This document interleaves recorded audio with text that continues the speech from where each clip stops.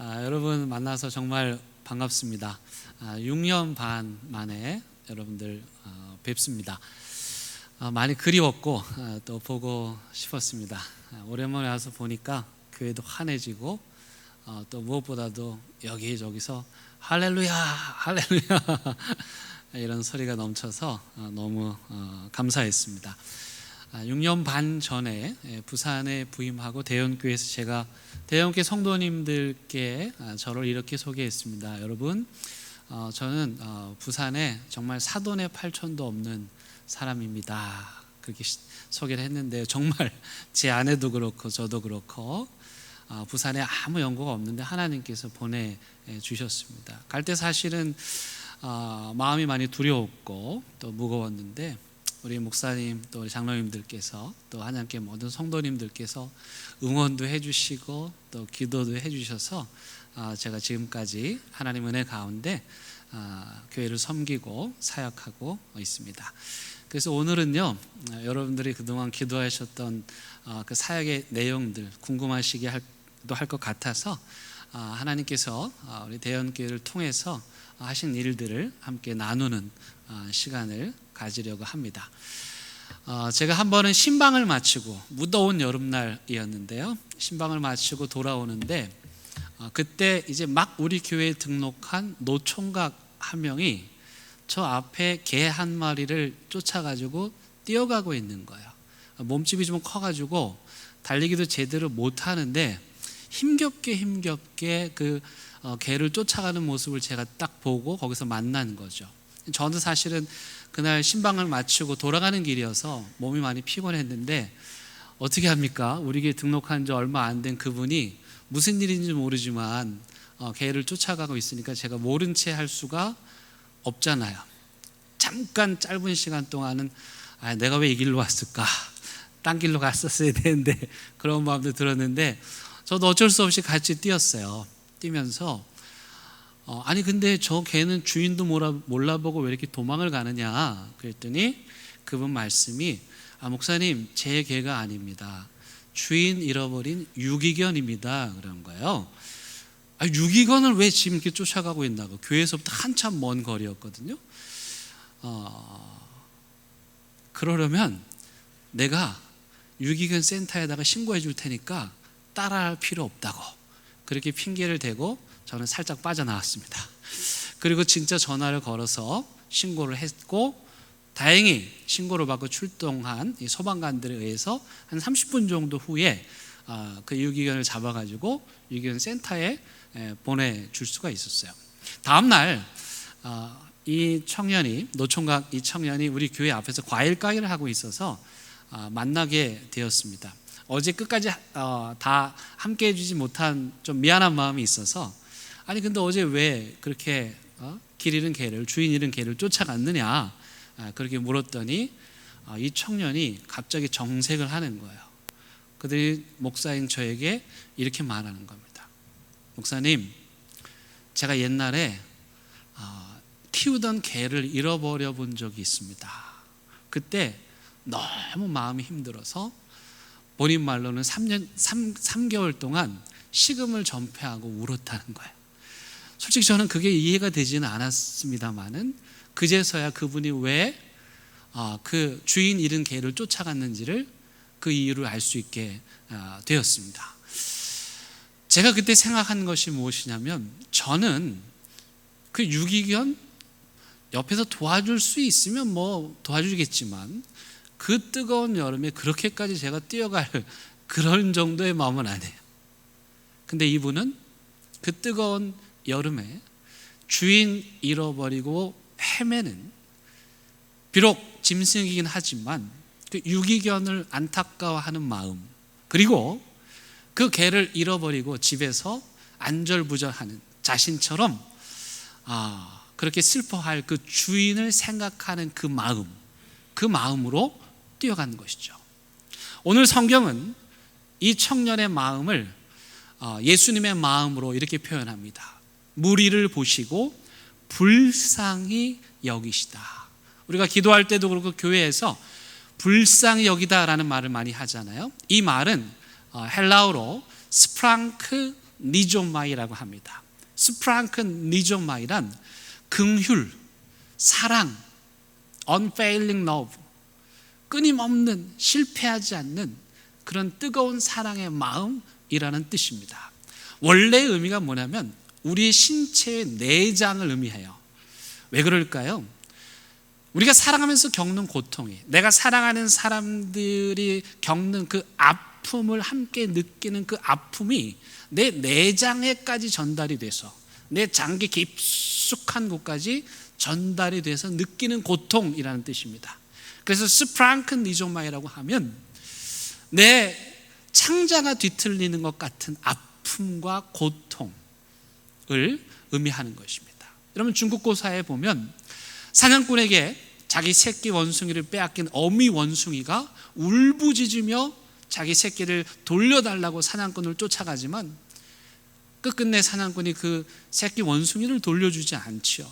그래도 이 어미 원숭이는 포기하지 않고 계속해서 달려가다가 그만 탈진에 쓰러져 죽습니다. 이 못된 사냥꾼들이 새끼뿐만 아니라 그 어미 원숭이 배까지 갈라서 보니까 새끼를 빼앗기고 울부짖던 이 어미 원숭이의 혈관이 다 터져버린 거예요. 장기가 다 상해버린 거예요. 그게 바로 스프랑크 니조마이, 불쌍히 여기다 하나님의 애끓는 사랑이라는 뜻입니다. 1부 마치고 또 우리 목사님과 무감실에 잠깐 있는 동안에 또 몸이 불편하시고 편찮으신 분들 기도해 주시는데, 저는 목사님께서 환우들을 위해서 기도할 때마다 이 스프랑크논, 이 애끓는 사랑을 느낍니다. 저도 목사로서 교회 성도님들 아프다고 하면 기도하는데요, 제가 기도할 때마다 부끄러운 게 목사님만 그렇게 열심히 기도하지 못하는 것 같아요. 아픈 사람을 보고 그 아픔을 내 아픔으로 느끼는 그 애끓는 마음, 그리고 사실은 하나님이 우리 건강하게 살라고 하셨는데 건강하게 살지 못하는 그 자녀를 바라보고 아파하시는 하나님의 애통하는 마음, 그 마음이 바로 스프랑크 니조마이입니다.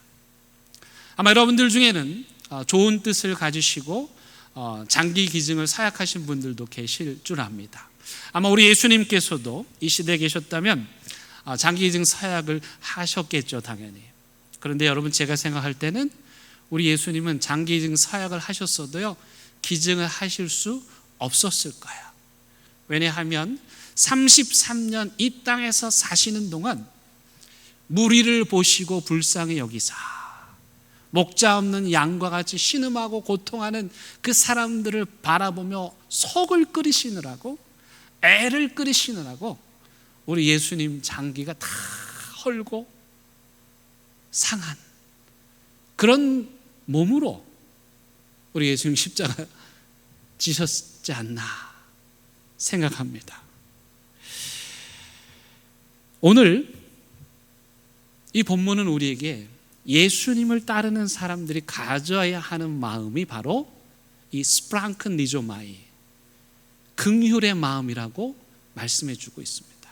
그렇다면 우리가 어떻게 이 예수님과 같은 이 스프랑크 니조마이, 긍휼의 마음과 사랑을 가질 수 있을까?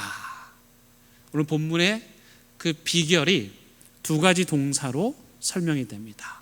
첫 번째는요, 여러분 35절에 보시면 예수님께서요, 두루 다니다라는 말이 있어요. 도시와 마을로 두루 다니다.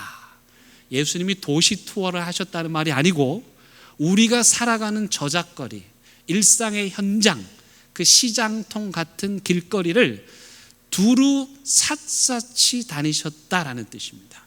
또 한 가지 단어는 36절에 보는 것처럼 살피다라는 뜻입니다. 그러니까 예수님께서는 그 시대에 살아가는 사람들의 삶의 현장에 가까이 가셨고, 가까이 가서 그들의 삶을 들여다보시고 우리가 무엇 때문에 힘들고 무엇 때문에 아프고 무엇 때문에 고민하는지를 다 아셨다. 우리의 고통과 아픔을 함께 아파하셨다. 그런 의미인 것입니다. 그런 의미에서 기독교의 사랑이란 뭘까? 뭐 여러 가지로 정의할 수 있겠지만 저는 기독교의 사랑이란 가까이 가서 보는 것이다. 여러분, 어떤 사람을요 이렇게 멀리서 보면 우리가 이런 말도 할 수 있고 저런 말도 할 수 있다고요. 하지만 조금만 더 가까이 가서 그 사람의 삶을 들여다보면요, 내가 보지 못했던 게 보이는 거예요. 아, 그래서 이분이 이런 일들을 했구나, 이런 행동을 했구나, 이해하게 되는 거죠. 그런 맥락에서 보면 기독교의 사랑은 내가 사랑하는 사람에게 가까이 다가가서 그의 삶을 조용히 지켜보면서 그의 삶을 살피는 것, 이게 기독교의 사랑이라고 생각합니다. 중요한 건 그렇게 가까이 가서 보잖아요.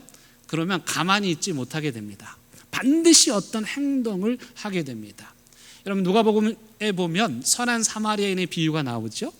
강도 만난 자를 종교인들은 다 그냥 피해가는데 이 사마리아 사람은 그 강도 만난 자를 살려주잖아요. 여러분 생각할 때 종교인들보다 강도 만난 자가 더 착하다, 그렇게 생각되십니까? 제가 생각할 때는 그 세 사람의 큰 차이가 없어요.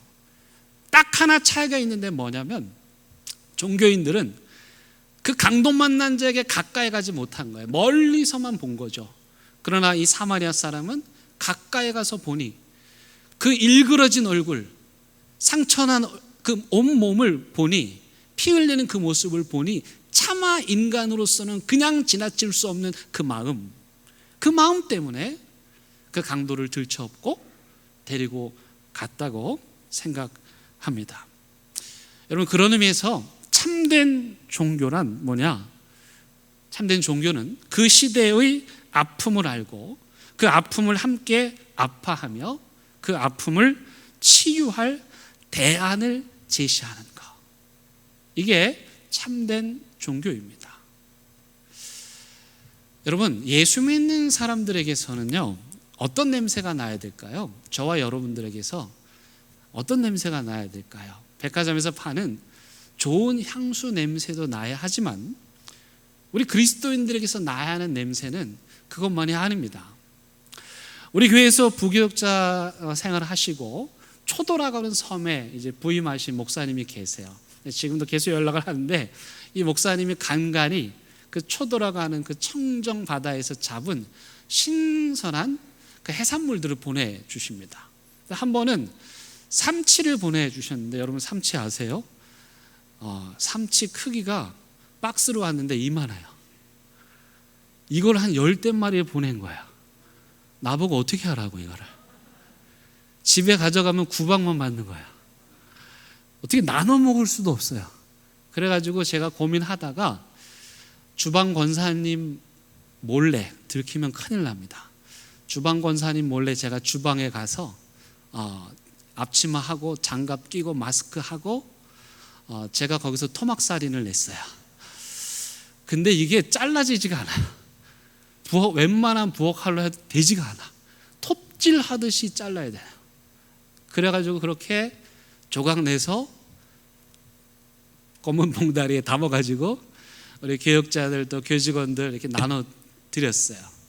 그리고 이제 저도 한 봉다리 딱 들고 의기양양하게 마치 사냥터에 나가서 그 사냥감을 잡아온 그 남자처럼 이제 집에 가지고 가서 야, 이 싱싱한 생선을 다듬기까지 해갖고 왔으니까 아내가 얼마나 좋아할까 칭찬을 기대하면서 딱 들어가서 여보, 내가 이거 그 초도 목사님 보내준 삼치 가져왔다고 그랬더니 칭찬은커녕 이게 무슨 냄새냐고 냄새난다고 생선 냄새가 제 머리끝부터 발끝까지 밴 거예요.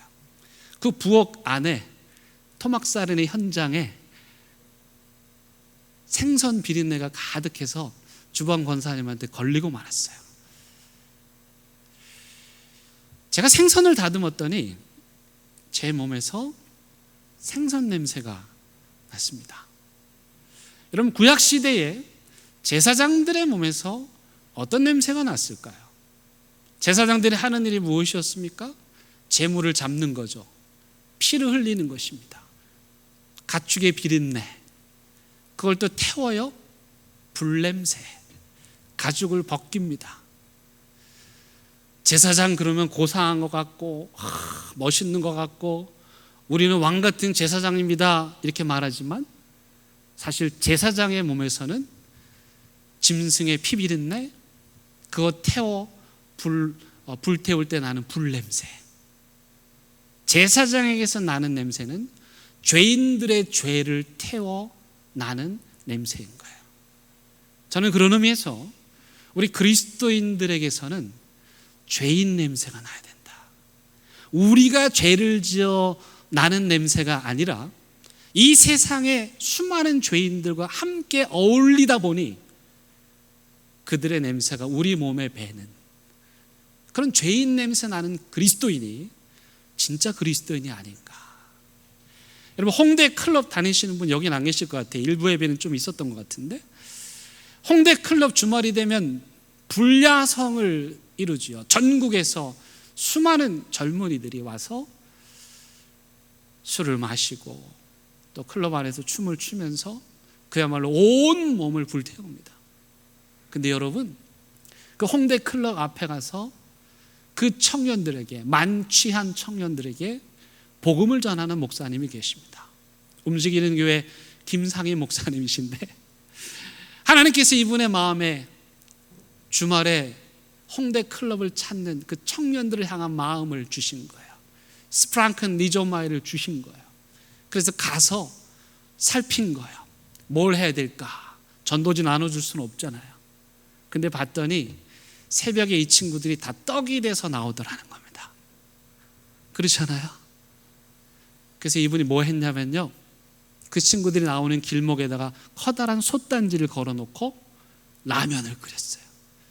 여러분 경험해 보신 분들 아시겠지만 전날 밤 만취한 상태로 몸을 가눌 수 없는데 새벽에 찬 공기와 함께 라면 냄새가 난다. 그거 피할 수 없는 유혹이죠. 그래서 그 친구들이 한 명, 두 명 라면 먹으러 오는 거예요. 그럼 그 라면 퍼주고, 이번 말씀이 컵라면은 냄새가 안 나서 안 된대. 라면을 꼭 끓여야 된대. 근데 그러다 보면 어떻게 얘기를 나누죠. 어디서 왔니? 대구에서 왔습니다. 얘기하다 보니까 이 친구가 생일이래요.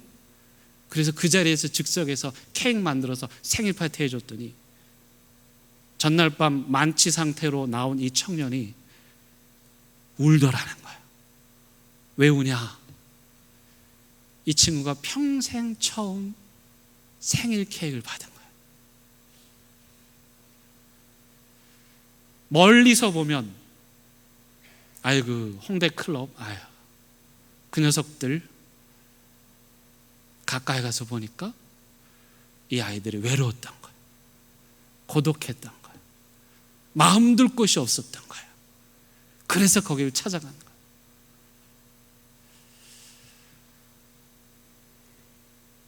하나님께서 6년 반 전에 우리 한양교회를 통해서 저를 대형교회 파송하셨고, 그래서 저도 가서 이런 주님의 마음을 가지고 많이 돌아다녔습니다. 초등학교 앞에도 가고 동사무소에도 가고, 우리 주님께서 도시와 마을을 살피시는 것처럼 그렇게 돌아다녔어요. 근데 하루는 지금 보시는 사진이 저희 교회 모습입니다. 전통적인 건물에 빨간 벽돌에 담장이 쳐져 있었어요. 앞에 사진을 보여주세요. 예. 이 장소에서 충격적인 사건이 일어납니다. 저 신호등이 있거든요. 문을 나오면 저기 서 있는데 초등학교 5학년 남자아이들 2명이 대화를 나누는 거예요. 그 대화가 이래요. 야, 우리 늦었으니까 이 교회 문을 통과해서 가로질러서 가자. 학교가 우리 저쪽에 있었어요. 그러니까 교회 문 통과해서 가면 지름길이에요. 근데 옆에 있던 한 친구가 이렇게 말하는 거예요. 안 돼. 우리 할머니가 불교 믿는 사람은 교회 가면 안 된다 그랬어요. 여러분 그런 얘기 들어보셨어요? 그때서야 제가 내가 부산에 왔구나 실감을 한 거예요. 아니 이 조그만 초등학교 5학년 온유가 벌써 5학년 됐다고 하는데 거기다가 지각한 주제에 알면 뭘 안다고? 할머니가 불교 믿는 사람은 교회 가면 안 된다 그래가지고 조 녀석들이 저 문에서 담벼락을 이렇게 둘러가지고 뛰어가는 거예요. 그래서 제가 충격을 받고 성도님들께 얘기했습니다. 지금 우리 교회의 담은 세상과 교회 사이를 가로막고 있습니다. 그래서 우리가 이 담을 허물어야 되겠습니다. 허락을 받고요, 교회를 삥 둘러싼 울타리를, 담을 다 허물었어요. 좀 보여주십시오. 다음 사진들. 이게 아까 그 자리예요. 그리고 그 옆쪽으로도 벽이 있었는데 저 담장을 다 허물고 이렇게 환한 모습으로 새롭게 단장을 하게 되었습니다. 그렇게 담을 허물고 나니까요, 약간만 방심하면 교회로 들어오게 돼 있어요. 그리고 자기가 지금 교회로 가고 있는지 아닌지도 몰라. 그전에는 담이 교회와 세상을 가로막았는데 담을 허물고 나니까 교회 안팎을 오가는 거예요. 우리 교회 마당에는 아주 커다란 그런 그 쉼터가 있습니다. 요거는 이제 예전에 담이 있는 모습이고, 담을 없애고 저기 등나무 보이시죠? 저 등나무가 그래서 그때부터 동네 사람들의 그 모임 장소가 된 거예요. 사랑방처럼 시장 보고 가다가 저기서 잠깐 쉬었다 가고 이야기 나누고 가고. 근데 놀라운 사실은 90년 동안 저 마당까지 왔는데 교회는 안 나온 어르신이 계셨어요. 90년 동안 저 등나무까지는 오는데 교회는 안 오시는 거예요. 근데 지난 부활절에 그 분께서 아내와 함께 세례를 받으셨습니다. 90년 만에 등나무에서 예배당 안으로 들어오신 거예요. 그리고 또 하루는 제가 저 주차장을 이렇게 거닐고 있는데 하나님이 그런 마음 주셨어요. 야, 이 주차장 마당에 아이들의 웃음소리가 가득하면 좋겠다. 아니, 어떻게 주차장에 아이들의 웃음소리 가득하게 합니까? 근데 그때 하나님께서 생각나게 하셨어요. 제가 미국에 있을 때 여름 성령학교 되면 미국 교회들은 이렇게 워터파크를 만들어서 아이들 놀리거든요. 그래서 잘 됐다 싶어가지고 그때 생각이 났어요. 그래서 제가 여러분 보시는 요 화단이고 주차장 마당을 비우고 거기에다가 아주 멋진 그런 워터파크를 만들었어요. 워터파크를 만들고 나니까 많은 아이들이 와가지고 뛰어논 거예요. 첫 해에 아이들이 정말 올까 했는데 300명이 왔어요. 그리고 코로나 때문에 2년 동안 못하고 올 여름 얼마 전에 우리가 또 했거든요. 지금 보시는 장면이 그 장면인데 우리 교회 아이들은 통 털어봐야 아동부 아이들은 50명인데 올해도 300명의 아이들이 같이 와서 엄마 아빠와 함께 마음껏 뛰어놀았어요. 교회 주차장 마당에 아이들의 웃음소리가 가득하니까 하나님도 기뻐하시고 하나님께서도 그 아이들과 함께 웃으시는 모습을 제가 볼 수 있었습니다. 또 한 번은 제가 학교 앞 전도를 갔습니다. 선생님들하고 같이 가서 저는 거기서 기도해 주고 아이들을 만나고 했는데 그 대연 초등학교 앞에서 전도를 하고 있는데 갑자기 비가 오는 거야. 여러분, 갑자기 비가 오는 거 어떻습니까? 아이들이 막 뛰어다니고 뭐 엄마한테 우산 가져오라고 하고 막 난리가 난 거죠. 저도 비를 피할 길이 없었어요. 근데 그때 이런 마음이 들었어요. 여러분들은 어떠셨는지 모르겠는데 저희 부모님은 저를 아주 강하게 키우셨어요. 그래서 갑자기 비가 와도 한 번도 우산 들고 나와 보신 적이 없어요. 근데 요즘 맞벌이 하는데 누군가가 이렇게 갑자기 비 오는 날 우산 들고 아이들 맞이하면 너무 좋겠다, 그런 생각이 들었어요. 그래서 교회에서 노란 우산을 샀어요. 노란 통을 사가지고 저기다가 대연교회 딱 찍어가지고 앞에 가서 비가 오는 날 아이들에게 야, 우산 사용해라 나눠줬어요. 근데 처음에는 아이들이 쭈뼛쭈뼛 하면서 못 믿어 하는 거죠. 요즘 아이들이 얼마나 영악한지 몰라요. 공짜나 나눠주면 잘 안 받아요. 근데 이제 하나 둘씩 우산을 쓰고 또 비가 오니까 어쩔 수 없는 거죠. 그래서 우산을 쓰고 아이들이 가게 됐고, 그렇게 우리가 출동한 그 날은 대연 초등학교 앞에 노란 물결이 출렁이게 됩니다. 이거 한다고 했더니 여기 저희가 태그를 붙여놨는데 우산 반납하는 방법이에요. 얘들아 비 맞고 다니지 마라 그렇게 하고 반납하는 방법, 그 다음날 학교 앞에 통을 갖다 놓으면 거기다 넣어놓기도 하고, 또 교회 카페에 반납을 하면은 카페에서 이제 그 아이스티를 한 잔씩 공짜로 나눠줬습니다. 그랬더니 아이들이 비 오는 날 우산 가지고 와서 우산 반납하고 아이스티 먹고 비 맞고 집에 가는 거죠. 그래가지고 우리 권사님, 마음 착한 우리 권사님들이 야 우산도 가져가 그렇게 해서 가져간 거예요. 근데 처음에 이거 한다고 했더니 다 걱정이 뭐냐, 우산 가지고 가서 반납 안 하면 어떻게 합니까? 별 걱정을 다 해요. 우리 교회 주변에서는요, 비가 오는 날 노란 우산을 들고 나오면 그건 반드시 대연교회 우산입니다. 그리고 그분은 비가 오는 날 반드시 그 우산을 가지고 나가게 돼 있고, 그리고 반납 안 하면 어떻습니까? 비싸봐야 5,000원짜리, 불교 믿으면 교회 마당 지나가면 안 된다 하는 그 집안에 대연교회 하나님 당신을 사랑하신다는 우산이 우산꽂이에 꼽혀 있잖아요. 한 번은 어떤 부모님이 아동부에 간식을 보내오셨어요.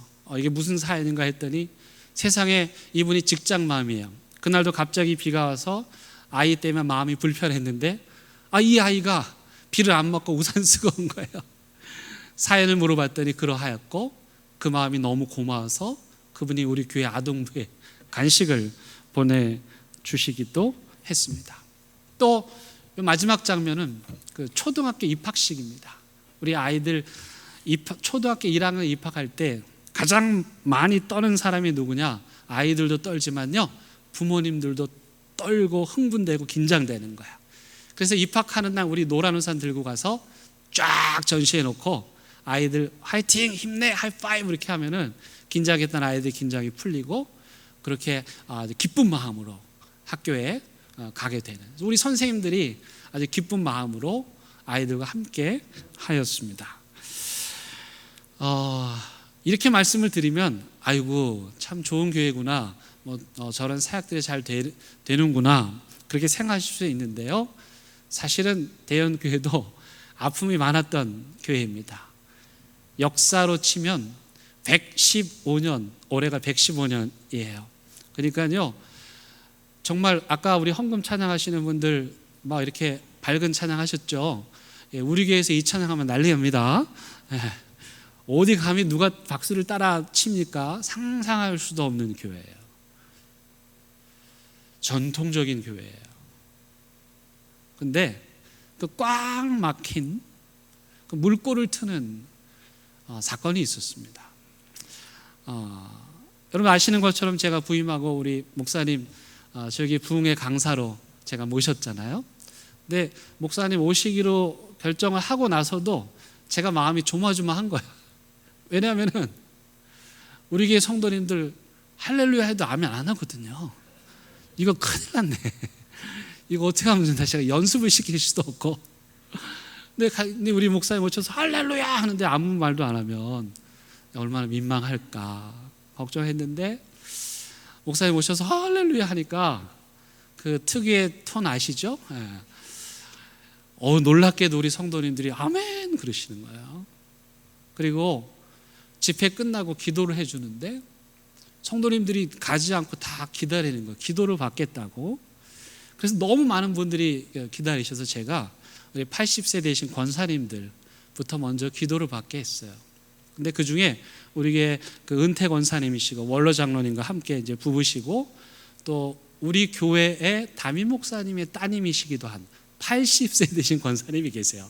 그 권사님이 목사님께 딱 기도를 받는데, 기도를 받는 순간 이 권사님이 통곡을 하면서 우시는 거예요. 그리고 기도를 다 마치고 나니까 마치 딸이 아빠에게 안기는 것처럼 목사님한테 안겨가지고 엉엉 우시는 거야. 그렇게 해서 시작된 기도가 첫날은 새벽 2시. 제가 좀 그만하라고 참 목사님 꼬집어도 계속 하시고, 또 계속 줄 서 있고, 둘째 날도 새벽 3시까지. 밤을 새워서 온 성도들이 그때까지 기다리고 함께 성령의 은혜를 체험했습니다. 그 역사와 더불어서 아까 지금 제가 말씀드렸던, 제가 오해할까 봐 말씀을 드리는데 제가 한 게 아니고 성령 하나님께서 또 여러분들의 기도를 통해서 115년 된 교회 안에 새로운 일들을 일으켜 주신 것이죠. 여러분, 오늘 이 본문 안에 보니까 예수님께서 이렇게 말씀하세요. 추수할 거 많은데 일꾼이 없다. 탄식하는 거야. 스프랑큰 니조마이, 잃어버린 영혼들을 향한 애타는 마음, 긍휼의 마음으로 나와 함께 일할 일꾼이 없다고 우리 주님이 탄식하시는 거예요. 마지막 사진 한 장을 보여드리겠습니다. 소 2마리가 멍에 묶여 있죠. 이런 소를 보통 결잇소라고 합니다. 근데 여러분 궁금하지 않으세요? 아니 왜 저렇게 불편하게 소 2마리를 멍에 매서 농산일을 시켰을까? 그게요, 땅이 너무 딱딱하게 굳어가지고 소 한 마리의 힘으로는 이 밭을 갈 수가 없었기 때문이래요. 그래서 2마리의 힘을 이용해야 겨우 갈 수 있을 정도가 되니까 그렇게 생각하는 게 멍에이고, 그 멍에에 매서 2마리의 힘을 통해 가지고 딱딱하게 굳어진 땅을 갈아엎은 거예요. 근데 중요한 거는 자세히 보면 2마리 소 중에 한 마리는 이미 경험이 많은 이끄는 소입니다. 그걸 안소라고 하고요. 그 다음에 나머지 한 마리는 경험이 없어요. 그리고 이 소를 마라소라고 그럽니다. 그래서 이 두 소가 힘을 효율적으로 발휘하려면 안소가 이끄는 대로 마라소가 따라해야 돼요. 근데 만약에 이 마라소가, 안소가 뭔데 내가 왜 널 따라해? 그래가지고 다른 데로 힘을 사용하면 어떻게 되겠습니까? 밭을 갈 수가 없는 거예요. 힘이 분산이 되니까. 예수님께서 마태복음 11장에서 이렇게 말씀하셨습니다. 수고하고 무거운 짐진 자들아 다 내게로 오라. 나는 마음이 온유하고 겸손하니 내 멍에를 메고 내게 배우라. 이제 말이 이상하죠? 온유하고 겸손한 분이 왜 저 불편한 멍에를 매게 하실까? 무슨 말이냐면요, 우리 혼자 우리 인생에 딱딱하게 굳은 땅을 못 가는 거예요. 우리 혼자 박토가 되어버린 이 한국계의 땅을 못 가는 거예요. 그래서 예수님께서 내 멍에를 매라는 말은 내가 도와줄게. 내가 함께 갈면 우리 인생의 딱딱한 땅을 갈아엎을 수 있어. 그러니까 내가 불편한데 굳이 너하고 멍에를 매서 내가 너를 도와줄게. 이게 바로 수고하고 무거운 짐진 자들아 다 내게로 오라. 나는 마음이 온유하고 겸손하니 내 멍에를 메고 내게 배우라는 주님의 말씀이죠. 하나님의 마음으로 사역을 한다는 건 바로 그런 것입니다. 안소 되시는 우리 주님의 이끄심에 순종하는 것. 내 생각도 있죠. 내 뜻도 있죠. 또 처음 하다 보니까 힘들기도 하죠. 그리고 내 고집도 있지만, 그러나 하나님의 인도하심에 순종할 때 하나님께서는 그런 성도들을 통해서 딱딱하게 굳어있는 우리 인생의 토양을, 한국교회의 토양을 새롭게 갈아엎어 주시는 것입니다. 사랑하는 우리 한양교회 성도 여러분, 스프랑큰 니조마이, 우리 하나님의 애끓는 마음, 아프지 않아야 되는데 내 자녀가 아픈 거죠. 그걸 바라보는 하나님의 마음, 그 고통의 마음을 품고 추수할 것 많은데 일꾼 없다 부르시는 그 하나님의 부르심에 여러분 모두 순종하여서 한 영혼 한 영혼 주님께로 돌아오는 놀라운 은혜가 날마다 넘쳐나는 한양교회 되기를 주님의 이름으로 간절히 부탁을 드리겠습니다. 함께 기도하시겠습니다. 하나님, 오늘도 우리를 향해서 애끓는 마음으로 기도하시고 애끓는 마음으로 눈물 흘리시고 뒤틀리는 창자를 부여잡고 우리의 삶을 아파하시며 우리를 위해서 기도하시는 줄로 믿습니다. 우리 홀로 갈아엎을 수 없는 딱딱하게 굳어진 우리 인생의 밭을 주님 함께 멍에 매 주셔서 갈아엎게 하시고 새순이 나게 하시고 싹이 나게 하시고 열매가 맺게 하시고 부흥하게 하시고 부활하게 하시고 살아나게 하여 주시옵소서. 예수님의 이름으로 기도드립니다. 아멘.